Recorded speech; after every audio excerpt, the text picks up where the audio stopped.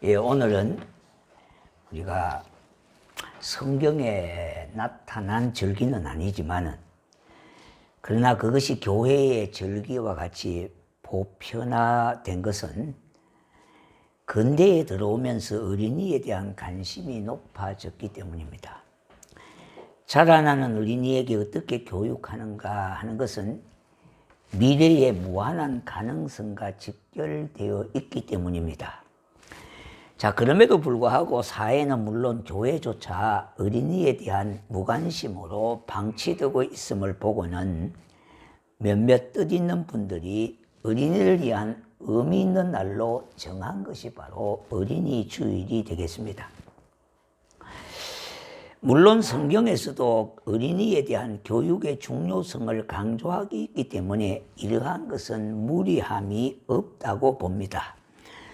오늘 말씀은 예수님이 십자가를 지고 골고다 길을 가시는데 예수님을 보고 울며 따라가는 여인들을 향하여 하시는 말씀입니다. 예루살렘 딸들아, 나를 위하여 울지 말고 너희와 너희 자녀를 위하여 울라고 말씀하셨습니다. 우리는 자라나는 새싹인 후대들에게 평화롭고 행복한 나라를 물러줘야 된가 동시에 그들의 삶이 복된 삶으로 살아가게 해야 되지 않겠습니까? 물론 억지로 되는 것은 아니지만 부모의 입장에서 자녀에게 가장 필요한 것을 주는 것이 있다면 아마 이 두 가지일 겁니다.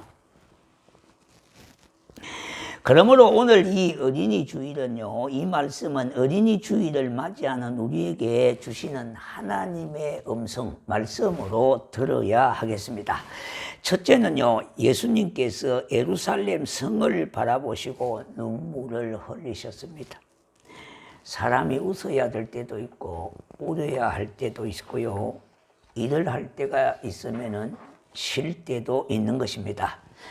누가복음 19장 41절 44절에 예수님이 예루살렘 성에 입성하실 때에 사람들이 연도에서 호산나 호산나 하며 종려가지를 흔들며 환호했습니다. 따르는 무리들은 이제 곧 헤롯이 쫓겨가고 새 왕국이 들어설 것을 생각했던 겁니다. 요한복음 12장 19절 바리새인들이 서로 말하되 볼지어다 너희 하는 일이 쓸데없다 보라 온 세상이 그를 따르는도다 하니라 그랬습니다. 이 말은 어떤 말입니까? 유대의 종교적인 지배층은 바리새인들과 그를 따르는 군중들은 예수가 헤롯 왕과 로마 제국을 쳐부수고 메시아 왕국 다윗 왕국을 다시 회복할 거라고 하는 기대감을 가지고 따랐던 것입니다. 그렇기 때문에 우리가 하는 일은 다 쓸데없는 일이요, 그분만 따라가면 살 길이 열리는 것이고 그분만 따라가면 결국은 뭐냐 하니까 새로운 왕국이 도래할 것이라고 그렇게 믿고 따랐던 겁니다. 그러나 예수님은 십자가를 지시기 위해 예루살렘에 가까이 오셨을 때에 깊은 영문도 모르고 따르는 여인들이 있었습니다.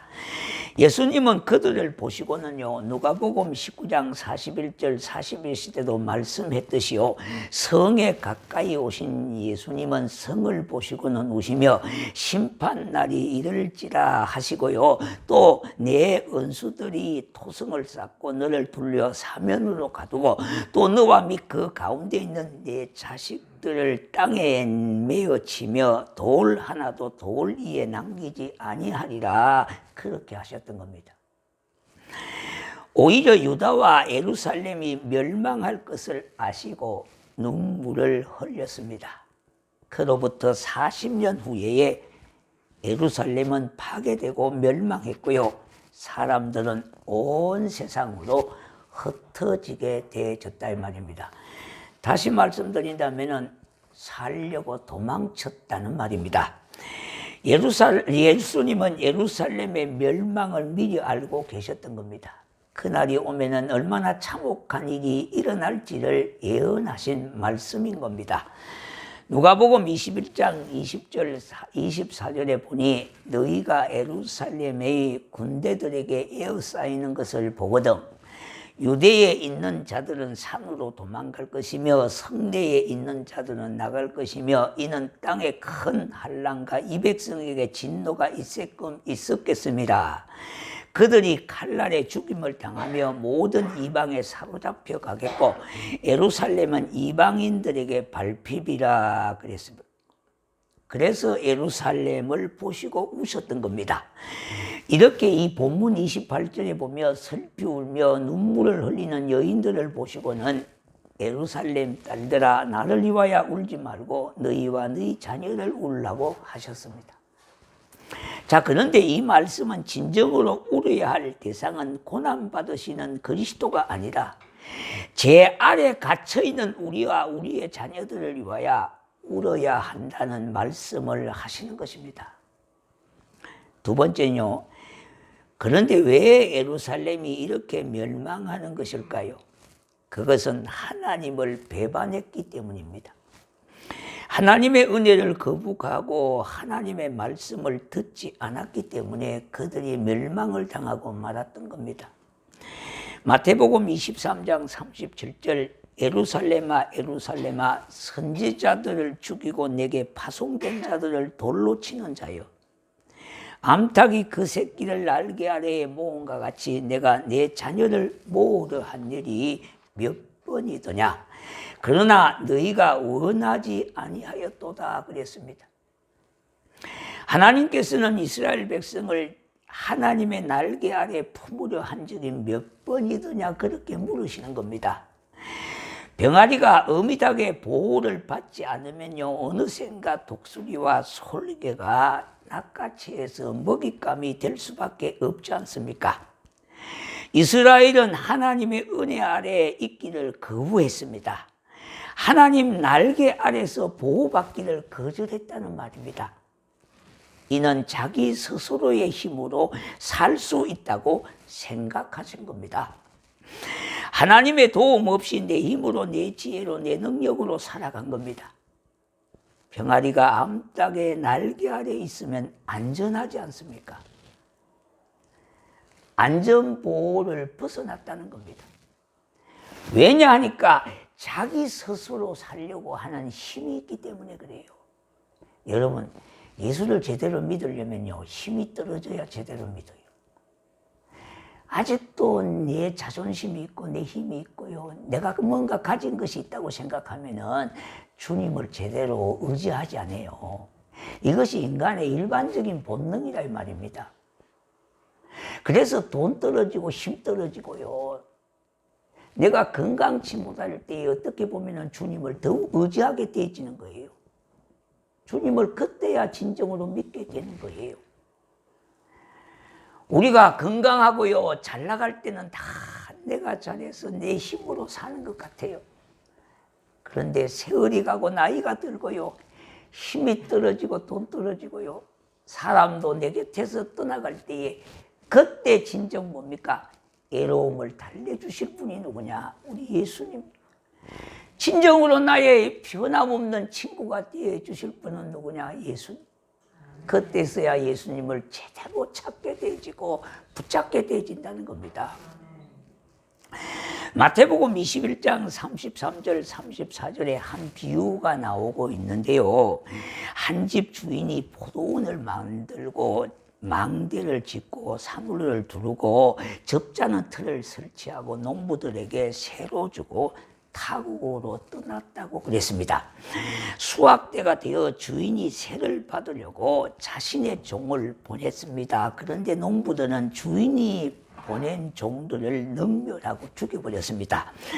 주인의 요구를 무시했습니다. 후에는 이제는 주인이 아들을 보냈습니다. 그런데 이는 상속자라고 해서 그야말로 새들어 있는 사람들이 의논해가지고 그만 합심해서 죽여버렸던 겁니다.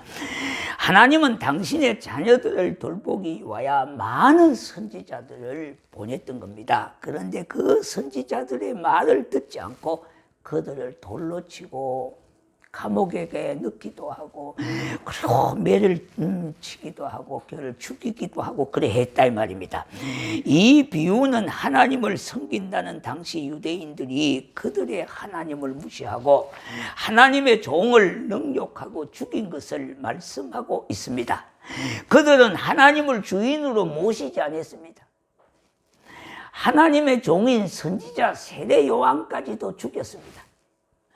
요한이 증거한 하나님의 아들 예수까지도 거절했습니다. 그 결과 예루살렘은 파괴되고 나라는 멸망당하고 말았던 겁니다. 저와 여러분의 주인은 누구십니까? 예수님의 내 인생의 주인으로 진정 고백이 되어져야 돼요. 우리가 구원을 받았다고 하는 말은 어떤 말입니까? 예수님이 나를 구원해 주셨다는 이 말은 내 인생의 주인으로 오셨다는 말이에요. 영원히 죽을 수밖에 없는 멸망의 자리에서 나를 건져 주셨을 뿐만 아니라 내 인생의 주인으로 오셨다는 거예요. 그래서 구주 예수 그리스도라고 말씀하지 않습니까? 저와 여러분의 인생이 누구냐 하니까 바로 하나님이 되셔야 돼요. 하나님이 내 인생의 주인이다. 이게 믿어져야 된다 이 말이에요. 믿어져야 돼. 이게 믿음이에요. 믿음요. 아직도 내 인생의 주인이 내가 되어져 가지고요, 내 마음대로 사는 인생은요 믿음하고는 거리가 멀다는 겁니다. 세 번째는요, 예수님은 너희 자녀를 위하여 울라 했습니다.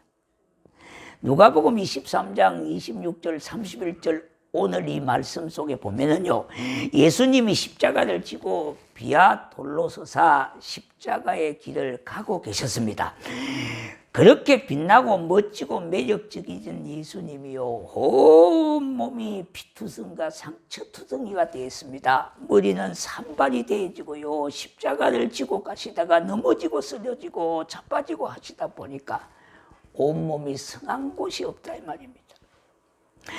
예수님을 따라가던 여자들이 너무나 마음이 아파서 울며 따라가고 있었습니다.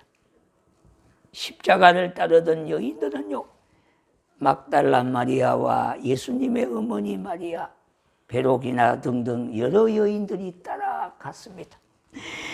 자신을 따르는 여인들을 잠시 바라보시고 하신 말씀이 오늘 28절에 있는 말씀입니다.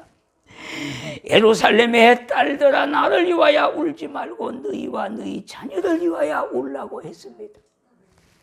신정 예수님을 위하여 울어야 되는 것이 아니라 나와 나의 자녀를 위해서 울어야 될 때다 이 말입니다. 너희와 너희 자녀를 위하여 울라고 하신 말씀은 무슨 말씀입니까? 그것은 그들의 나라가 곧 멸망할 것을 내다보시고 하신 말씀입니다. 예수님은 육신으로는 유다 왕국의 나사렛 사람 아닙니까? 예수님 자신의 조국이 곧 이방의 말발꽃 아래 짓밟힐 것이요, 이것을 미리 내다보시고 너희와 너희 자녀를 위하여 기도하라고 하신 겁니다. 사람은요, 한치 앞을 내다보지 못하고 살아가고 있지 않습니까? 그러므로 내일이나 미래에 일어날 일을 모르는 겁니다. 우리는 내일은 난 몰라로 그러잖아요. 어떻게 우리는 미래의 일을 다 알고 살 수가 있겠습니까? 사람은 한치 앞을 내다보지 못하고 살아갑니다. 그러므로 내일이나 미래에 일어날 일을 제대로 모른다 이 말입니다. 그러나 예수님은 임박한 예루살렘의 멸망을 미리 보고요, 너와 내 자녀를 위하여 울라고 하셨던 겁니다. 지금 내가 자녀를 위하여 울지 않으면요, 나중에는 자녀 때문에 내가 울어야 하는 때가 온다는 거예요. 그러므로 지금 울어야 하는 겁니다. 지금 울어야. 우리나라는요, 애적의 진입으로부터 식민주로 해서 6.25 전쟁의 폐허를 딛고 민주주의와 경제발전 이 두 가지를 동시에 이룬 나라가 유일하게 대한민국입니다. 대한민국을요, 우리가 생각하는 것보다도 외국에 나가보면요, 참 우리나라가 대단하다고 하는 것을 여러분이 아셔야 돼요. 등잔 밑이 어둡다고 우리가 우리나라를 보면 다 이거 뭐 곤망할 것 같고요, 이거 완전히 이거 뭐 사람이 곧 나라가 곧 망할 것 같고요. 뭐 되는 것도 제대로 없는 것 같고 이러지만은요.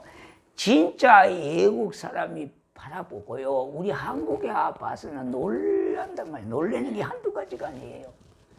그러니까 우리가 생각하는 것보다 세계 사람들이 우리나라를 더 높게 본다 이 말입니다. 한국의 여건만 이렇게 보이면요. 다 부러워해요. 부러워해요. 이런 정도의 나라의 이상이 되어졌습니다. 그러한 민족은요. 고비고비마다 질곡의 역사로 얼룩진 삶을 살아왔던 겁니다. 6.25 사변 때, 4.19 혁명, 5.16, 5.18 민주화 운동 등 그러한 때에 우리의 부모의 세대는 하나님 앞에 눈물로 기도하며 이 민족을 불쌍히 여겨달라고, 살려달라고, 이 조국의 아픔을 치료해달라고 뜨거운 눈물의 기도는요. 울부짖음이 되어졌고요. 통곡의 메아리는 산을 가득가득 메웠습니다.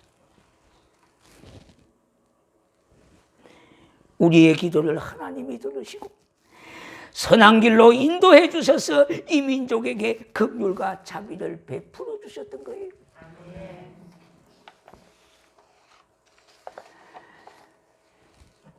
정말로 우리나라가요. 6.25 사변 때에 어디까지 밀려왔습니까? 부산 막바지까지 밀려왔잖아요.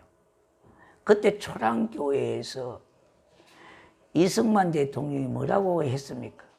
목사님, 장로님들에게 그 교회에 모여서 나라와 민족을 위해서 기도해달라고, 풍전등화 앞에 있는 이 나라를 살려달라고 기도해. 그 기적의 역사가 인천 상륙 작전이어 있어요. 인천 상륙 작전은요, 아무리 봐도 성공할 수 없는 작전이에요. 하나님이 도우셨다고 말씀하셨잖아요. 그래서 이 민족을 참으로 번영을 이루는 나라로, 자유로운 나라 대한민국을 세워주셨고요. 오늘까지 발전의 발전을 거듭하게 되어졌습니다. 세계 역사 속에 짧은 기간 동안 전쟁을 치루었던 민족인데요. 이와 같이 짧은 기간 동안 한강의 기적을 이룬 민족은 찾을 수가 없어요. 경이적인 경제 발전을 이루어 경제 부국이 되어졌습니다. 정말로 선진국에 들어섰다 이 말입니다. 이 아름답고 풍요한 나라를 우리 자녀들에게 물려주어야 하지 않겠습니까? 그러려면요, 우리 자녀들을 위하여 더 많이 기도해야 하겠습니다. 지금이야말로 믿지 않는 자녀들을 위하여 뜨거운 눈물을 쏟아야 할 때가 되었습니다. 작금의 세대는요, 점점 우리의 의식과 삶을 피폐해가고 혼미케 하는 요소들이 너무나 많이 깔려 있습니다. 뿐만 아니라 우리의 삶과 가치관과 문화도 세상 풍조에 밀려서요, 혼란스러운 때입니다. 궁핍을 모르고 자란 아이들에게 앞으로 도래야 할 궁핍의 시대를 살아가는 절제를 배우며요, 어려운 여건 속에서도 인내하며 살아가는 지혜를 아는 삶을 위하여 더 많이 기도해야 될 때가 됐습니다.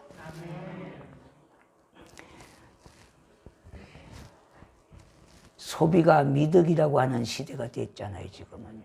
소비를 권장하는 시대가 됐습니다. 그런데 이것이 계속하지를 않습니다. 언젠가는 궁핍한 시대가 옵니다. 궁핍한 시대에 궁핍을 참으로 절제하며 살아갈 수 있는 그 인내를 배우는 자녀, 이걸 미리 배울 수 있도록 우리가 준비의 기도를 하셔야 돼요. 언젠가는 궁핍의 시대가 도래하는 겁니다. 이 대한민국호라고 하는 것도 언젠가는 세계가 마찬가지입니다. 좋은 때만 있는 것은 아니에요. 궁핍의 시대가 반드시 온다 이 말이에요. 그렇다면 어떻게 살아갈 거냐 이 말이에요. 우리가 거기에 삶을 터득하셔야 돼요. 그러므로 부모된 입장에서 우리가 자식에게 해야 할 것을 중에 가장 먼저이고 중요한 것을 알게 해야 되는 겁니다. 신앙은 아는 것만큼 믿게 되고요, 성장하게 되어지는 겁니다. 인생의 첫 번째 되는 목적이 뭐냐 하니까 우리 하나님을 영화롭게 하는 것과 그를 아는 것과 믿는 것이라고 했어요. 우리가 육신적으로 잘 먹고 잘 사는 것이 먼저가 아닙니다. 예수 믿고 구원받아야 하는 것보다 더 중요하고 시급한 일은 없는 겁니다. 왜 우리가 이 죄 많은 이 세상에서 오늘 하루도 살아가고 생명 영장을 받고 살아갑니까? 다른 건 아니에요. 이 땅에 살아가는 그 기간 동안 예수 잘 믿고 천국 가라고 우리의 목숨은 오늘 하루하루도 살아가고 있는 거예요. 이 땅에서 가장 살아갈 동안에 우선해야 될 게 뭡니까? 예수 잘 믿는 거예요. 예수로 구원받는 거예요. 믿음을 준비하는 거예요. 주님이 언젠가 부르실 때에 등과 기름이 준비되지 않고는 하나님 나라 갈 수가 없지 않겠습니까? 정말로 대를 이어서 예수를 잘 믿는 것, 그거보다 소중하고 복된 일은 없는 겁니다. 우리가 이 땅에 사는 날 동안 더더욱 힘써야 하는 것은 믿음을 가지고 자녀들에게 부모로서 해야 할 우선은 뭐냐? 예수 믿게 하는 것과 믿음을 유산으로 물려주는 거예요. 내가 건강한 것도요, 내가 뛰어난 재능이나 얼등한 지식도 하나님 안에서 건강이고 재능이며 지식이 되어야 하는 겁니다. 내가 가진 재물도요, 우리 하나님보다는 먼저가 아닌 것 아닙니까? 내가 가지고 있는 건강도 하나님보다 먼저 되지 않아야 되지 않겠습니까?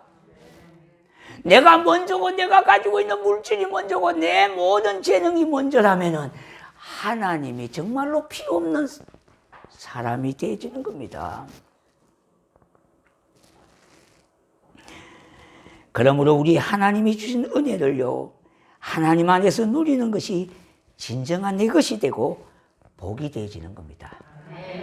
건강도 하나님 안에서, 재물도 하나님 안에서요, 지식도 하나님 안에서요. 그래야 진정한 내 것이 되어지고 복이 되어진다는 겁니다. 서기 354년, 지금은 아프리카 북부 지역입니다. 알제리라고 하는 나라가 있습니다.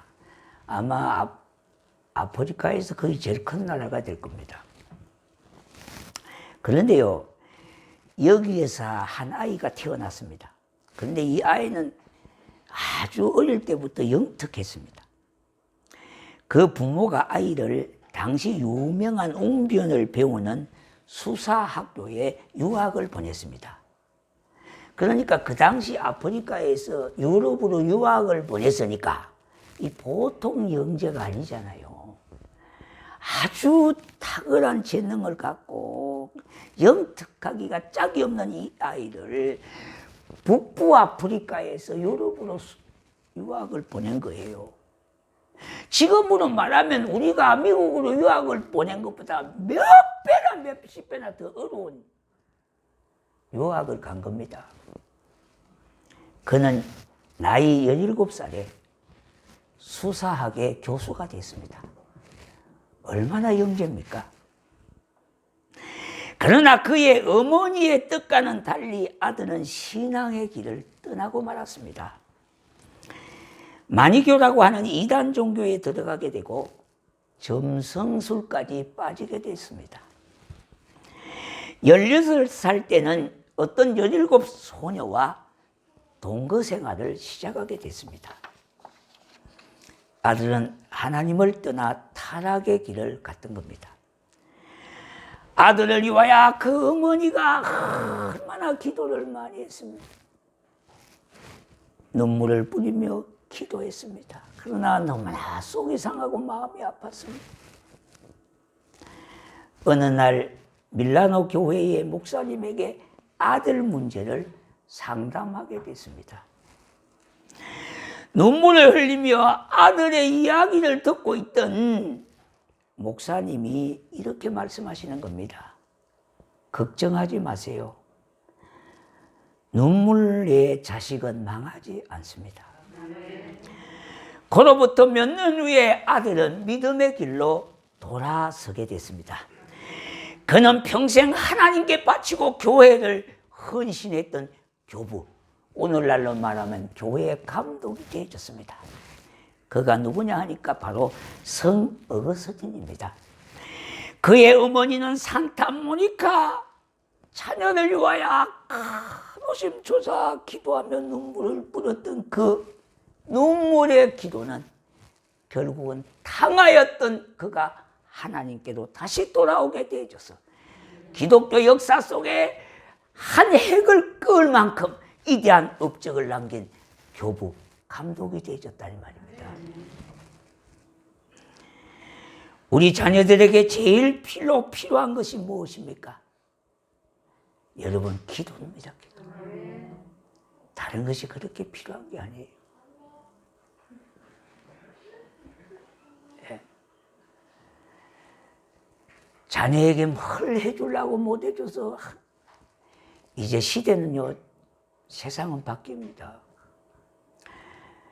우리는, 저와 여러분들은요, 이 자리에 계신 분들 거의 대다수가 참 부모를 얼마나 공경하고 섬겼습니까? 근데 말초 시대에 살고 있습니다.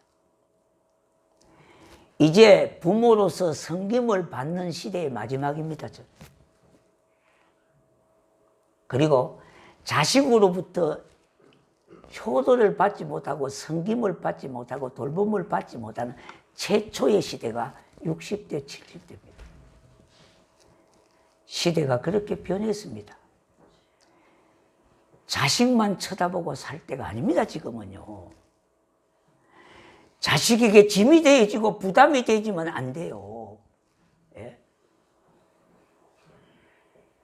아직도 자식을 자꾸 의존하고 사는 게 아니라 이제는 생각을 바꿔야 될 때가 됐습니다.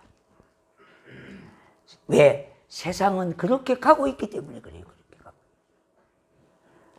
우리 집 자식들은 안 그렇지? 그럴 수 있어요. 그러나 세상 풍조는 그렇게 가고 있다 이 말입니다. 그러니까 결국은 나중에 뭡니까? 30의 인생을 나와 부부가 살아야 됩니다. 여러분, 왜 그렇습니까? 오래 살다 보니까 그렇습니다. 옛날에는 저와 여러분의 나이 같으면 거의 다 돌아가셨을 거 아닙니까? 소천에서 하나님 나라 계실 거예요. 그런데 이제는 30년을 더 살아야 됩니다. 여기 아마 1960년대, 70년생들은요, 넉넉 잡아 100살까지는 삽니다.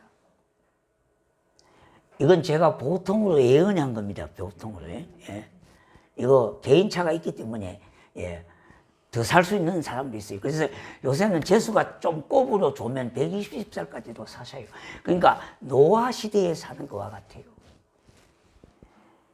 여러분, 그 어떤 탕자와 반항자라도 기도하는 사람에게는 내일의 가능성이 열려 있습니다.